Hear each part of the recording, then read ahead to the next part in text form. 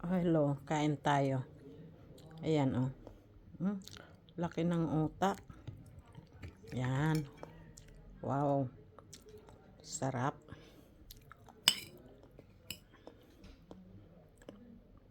Tapos, ayan ang sabaw, oh. Ang sarap ng sabaw. No? Yan. Sarap.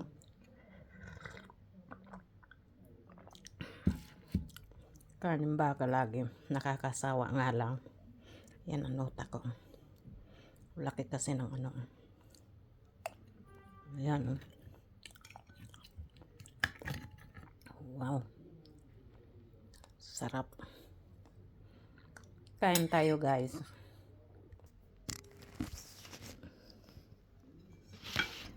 Kain tayo. Namamlansya ako. Hininto ko muna kasi luto na yung ano, ulam.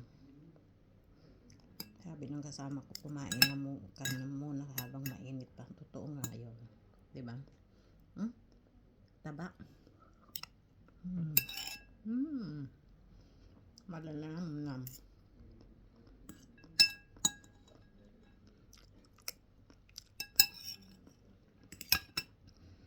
Ang habang namamlansya ako, binigyan na ako isang tasang sabaw ng baka. Naubos ko na. Ngayon, naglagay ulit ako isang tasa.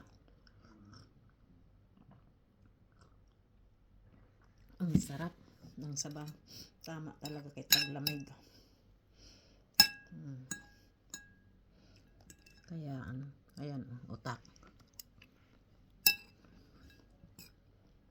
Tapos laman naman. Natanghalian pa lang kami. Ang oras na dito. 4:34 na ang hapon. Nagising kasi ako na alas 11. Kaya may dinakad ako. Hindi na ako makatulog. Kaya namamlansya ako. Halang maaga pa bago pumunta ng tindahan. Tapos pagdating ko, nagluluto na siya, nasa microonde. O nasa pressure cooker, nakasalang na itong karne. Tapos insainganan niya ako.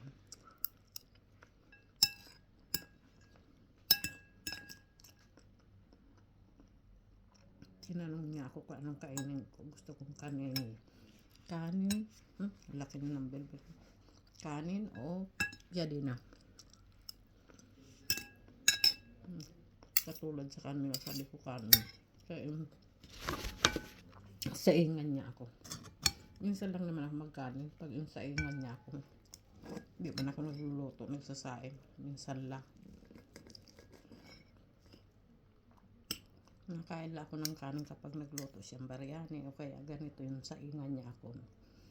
Kaya hindi ako nakakakain ng kanin araw-araw.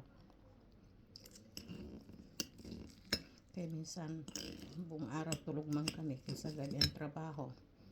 Pagising namin yan, maligo, punta na sa tindahan, mag-ayos, maghanda sa tindahan, maglinis.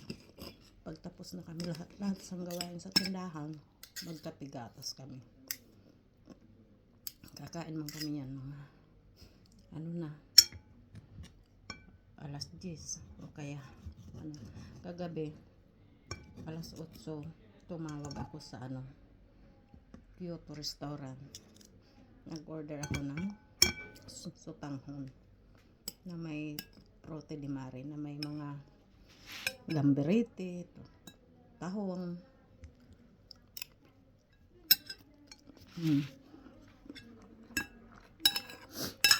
Kasi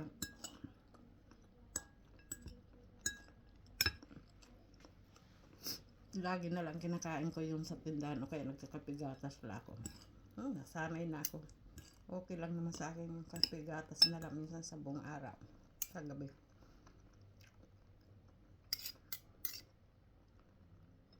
Kaya nagluluto ako doon sa paninda, yun ang kinakain ko.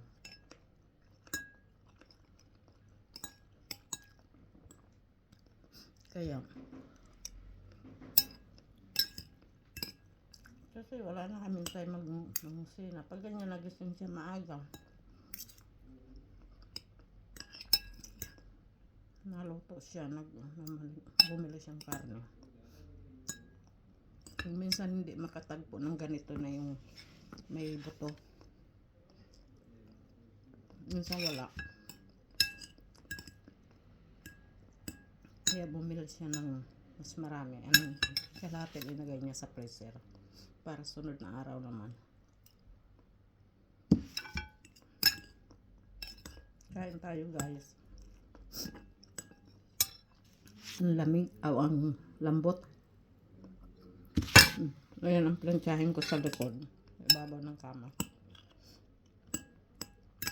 Tapos kumain, patuloy magplantsa. Kaya maya maya papunta na sa tindahan. Alas 4:30 na.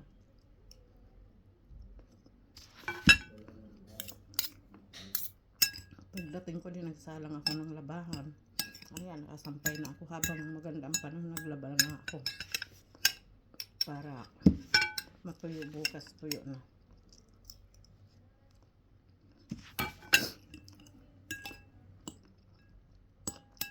Minsan kasi biglang napalit ang panahon.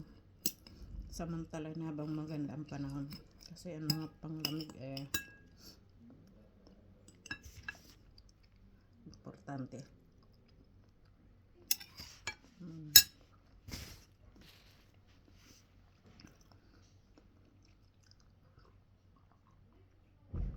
Ito ang tubig ko. Binigyan niya akong coke na nasa lata pero hindi ko inumin. Ayan ang tubig ko, yung sabaw ng linaga.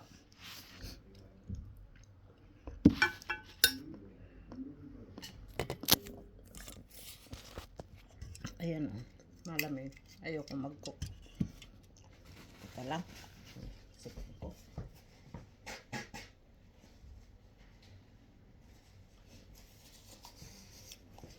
Gusto. Nakita na aking plansyan. Gusto ko kasi iwasan yan. Pero minsan napapainom din ako. Minsan pag nainom siya, hinahati, binibigyan ako. Minsan din naman ako.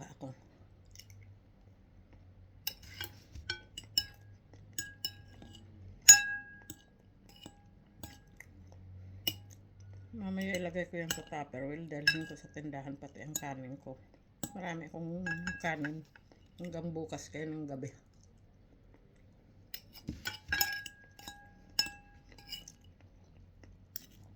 Kaya minsan din nakain siya niyan, kanin.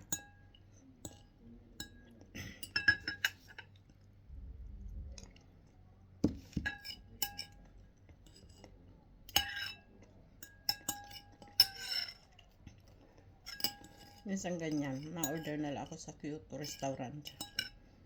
Ang sutanghon o kaya na hipon. Kasi wala na kami pa na magluto.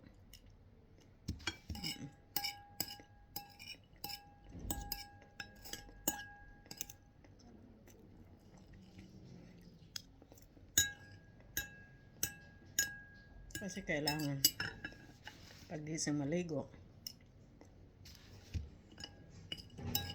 punta agad sa tindahan.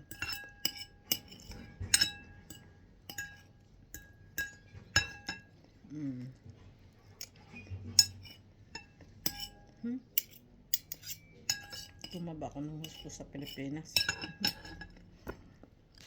Laki naman ang bilbil ko.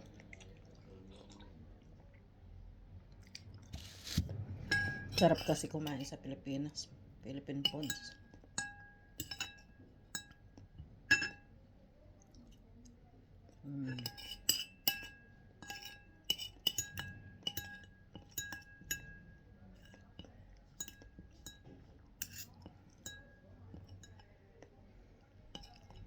Mamaya, susunod. Kain ako nito. Laura? Bono. Susunod kakain ako nito mga alas. Uy, sa pasindo. Ayot si live. Mga alas 10 ng gabi. Kapag nakaramdam ng gutom. Uta. Kasawa nga lang. Kasi siyempre. Sila ito ba? Coke. Prima? Siyempre Coke. Dove portare? Smarionis? Parte di Quello prima? qua in dentro casa. Ang vicino? Nakakain na siya, palis na. Excuse me. Kanina habang nakasalang ang car, yung bumaba din yan. Dahil may extra income yan sa delivery. Pag may order sa co-op o kaya dito sa malapit, bumababa siya. Kunin niya kag ihatid niya sa nag-order. Tapos kanina sa co-op mayroon. Tapos dito lang sa likod. Ang co-op dyan lang sa kabila namin street. Dyan lang din yung nag-order. Kumikita na kaagad siya. Ngayon, dali-dali naman kumain para mag-deliver. Mayroon na naman order sa co-op. Ihatid niya din dito sa doon sa Esmariones. Medyo malapit lang din. Tama na.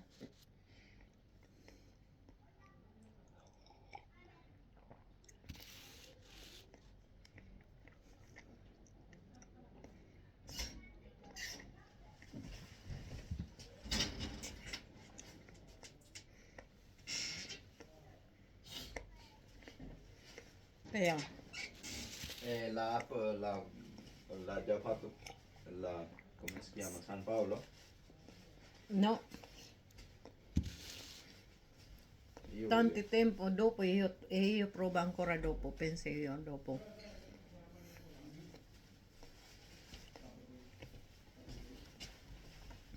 Saklen mangiato?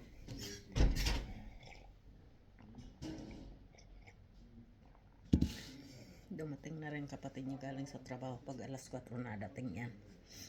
Ayan, kumain sila sa kusina kay pares kila silang kinain. Minsan dito yan kumakain sa atin.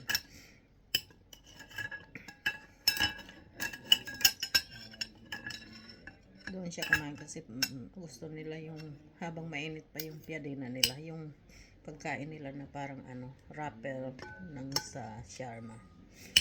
Gusto ko itong yung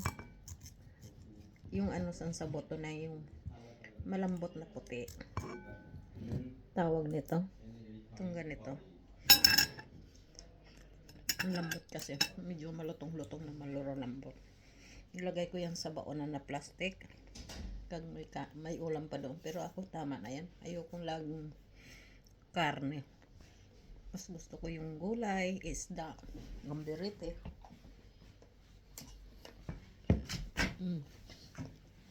Busin ko lang yung sabaw habang mainit-init pa. Kasi masarap pag mainit-init pa. Diba? Masarap yung sabaw pag mainit pa.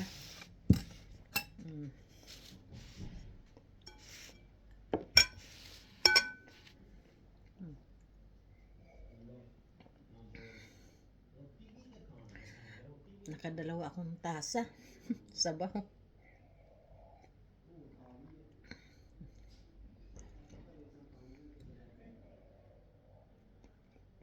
Una kasi timplado na niya, linagay sa pressure cooker.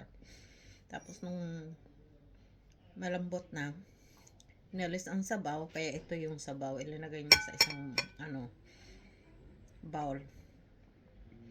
Tapos dinalhan niya ako dito habang namamalansya. Inumin mo niya ito, sabaw, sa linaga.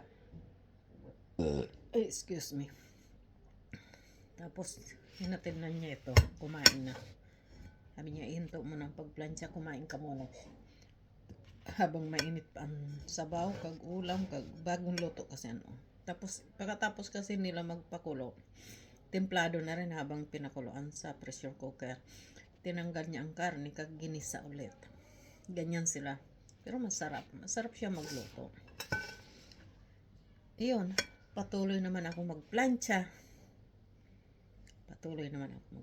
Para mailigpit. Tapos maya patapos mamlansya, magkonting alikabok sa kwarto.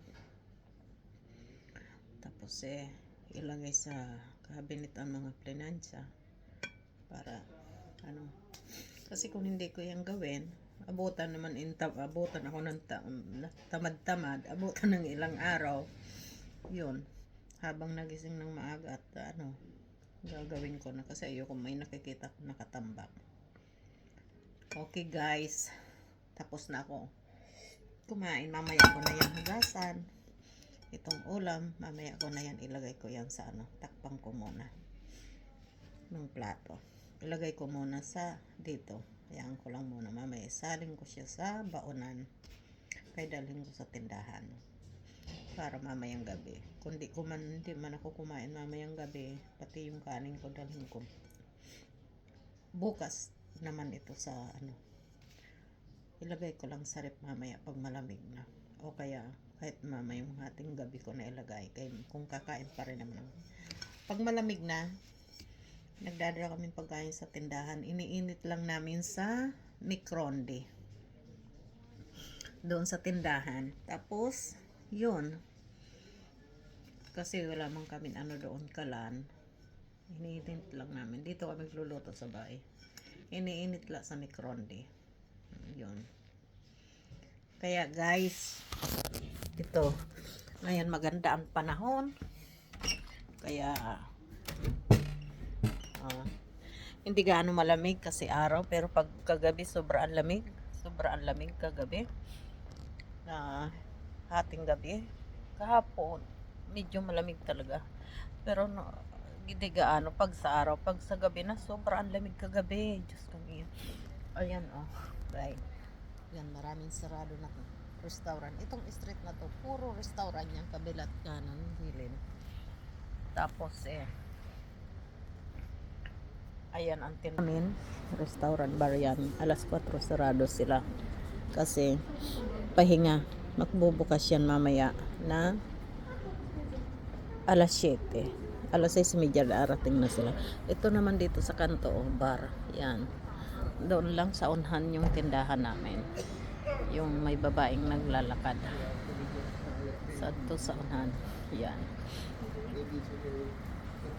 2 minutes lang papunta dito sa bahay paglakad namin. Ayan, nakasindi na yung stele. Yan, yung sa kalsada. Yan ang decoration nila ngayon dahil sa December. Yan, kaya yun. Okay guys, tapusin ko ng plantsahin ko. Ayan taas ng kama. Okay guys. Ciao Piccola! Ciao! Girona! Si! Girona! Si Bocino.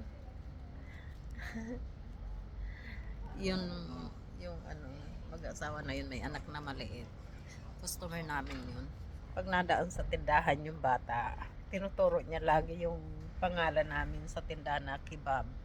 Kaya nag-ilaw-ilaw. May ilaw, iba-ibang kulay. Gustong-gusto. Maraming mga batang kakagusto dyan sa ngalan na kebab. Kasi may ilaw, iba-ibang kulay kag nagaganyan-ganyan. O sige guys, tapusin ko na ang pamlansya ko. See you again next video. Siya nga pala, please subscribe naman ang aking YouTube channel, Pidonar Kebab Italy. At pakiclick na rin ng bell. At pakiclick na rin ng all the video. At pakishare na rin sa Facebook.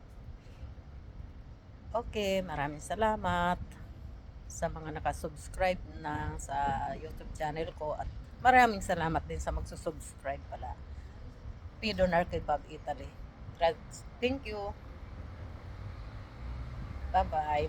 See you again next video.